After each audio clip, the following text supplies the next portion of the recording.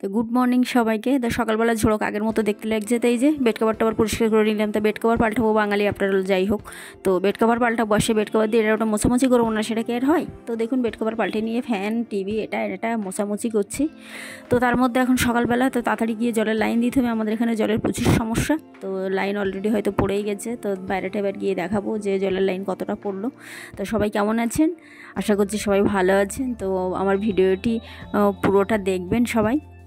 তো যাই হোক, বাইরেটা দেখি, ফোনটা নিয়ে গিয়ে দেখি জলের লম্বা লাইন। এবার দড়িঘড়ি করে ফোন টোন ফেলে দিয়ে এবার আমার চলে যেতে হবে জলের লাইন দিতে। জল তো পেলে ভালো, আর না হলে না পেলে খালি ড্রাম নিয়ে বাড়ি আসতে হবে।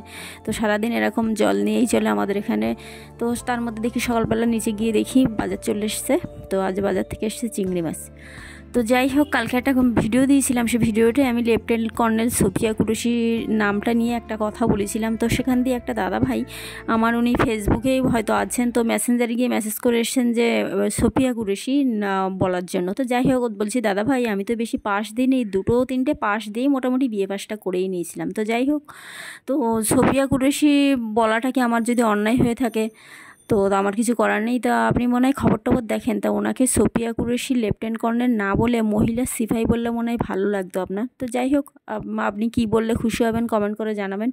তো দেখুন এই যে জাম চলে এসছে, তো একটু খাবো না সেটা তো আর হয় না। তো সকাল সকাল এবার পালা রান্নাবান্না করার, আমাদের মতো হাউস ওয়াইফদের যা কাজ। তো মাংস এদিকে ছাড়ানো চলছে, হবে আজকে 2টো তরকারি, বেশি কিছু রান্না করব না। তো চান টান করে পুজো টুজো দিয়ে নিলাম, এবার চলে যাব রান্নাঘরে। তো কাটাকুটি সব রেডি, মশলা টশলা সব রেডি করে রেখেছিলাম, এবার উনুনেই মাংসটা করব। তো সকালবেলা কিছু খাইনি, তো তার জন্য টিফিনটা করে নেবো সকালে মুড়ি আর তরকারি দিয়ে। তো খাওয়া দাওয়া করে এবার চলে যাব রান্নাঘরে। তো আজকে আমি উনুনেই রান্না করব, যেহেতু দেশি মুরগির মাংস হবে, একটু ফুটতে বেশি টাইম লাগবে। তো দেখুন এই যে বেশি করে জল দিয়ে এবার চাপাচুপি দিয়ে দেবো, তো যার জন্য ভালো করে যেন সেদ্ধ হয়।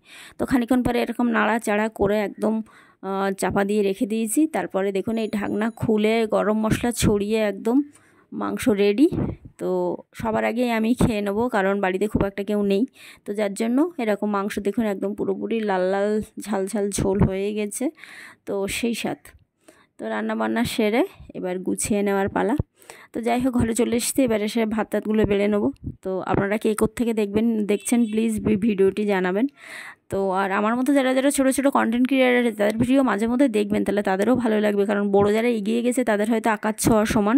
তো যাই হোক, আমাদের মতো ছোটো ছোটো যারা কন্টেন্ট ক্রিয়েটার, আমাদের ভিডিও দেখার জন্য অনেক অনেক ধন্যবাদ। সবাই ভালো থাকবেন, সুস্থ থাকবেন, এবং পরবর্তী ভিডিও এরকম আসতে থাকবে। তো সবাইকে নমস্কার, টাটা।